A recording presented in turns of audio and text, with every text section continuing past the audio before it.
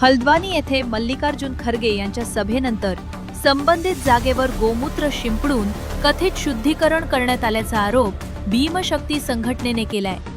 या प्रकाराचा आणि कथित सनातनी मानसिकतेचा निषेध करण्यासाठी बीड जिल्हा भीमशक्ती संघटनेच्या वतीनं जिल्हाधिकारी कार्यालयासमोर शांततापूर्ण आंदोलन पुकारण्यात आले। मंगळवार 18 ऑगस्ट 2026 रोजी सकाळी 11 वाजता हे आंदोलन करण्यात आले असून या घटनेतील दोषींवर तसेच संबंधित संघटनेवर कठोर कायदेशीर कारवाई करण्याची शिफारस केंद्र शासनाकडे करण्यात यावी अशी मागणी संघटनेनं जिल्हाधिकाऱ्याकडे निवेदनादाखल कारवाई झाली नाही तर आगामी काळात बीड जिल्हा भीमशक्ती संघटनेच्या वतीनं आणखी तीव्र आणि व्यापक आंदोलन छेडण्यात येईल असा इशाराही संघटनेनं दिलाय।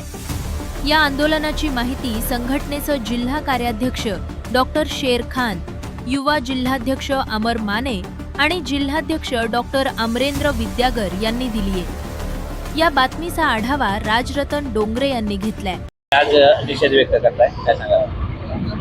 या भीमशक्ती बीड जिल्हा संघटनेतर्फे देशाचे काँग्रेस पक्षाचे राष्ट्रीय नेते तसेच राज्यसभेचे विरोधी पक्षनेते मल्लिकार्जुन खरगे साहेब याची उत्तराखंड येथे हल्द्वा या ठिकाणी रामलीला मैदानावर सभा झाली। पक्ष संघटनेसाठी ती सभा होती। सनातनी बीजेपी पुरस्कृत काही संघटनेने खरगे साहेबाची सभा झाल्यानंतर तेथे गोमूत्र शिंपडून मंत्रपठण करून ती जागा शुद्धीकरण करण्याचा प्रयत्न केला। ही गोष्ट निंदनीय आहे, निषेधार्थ आहे। जितका निषेध करावा तितकी कमी आहे।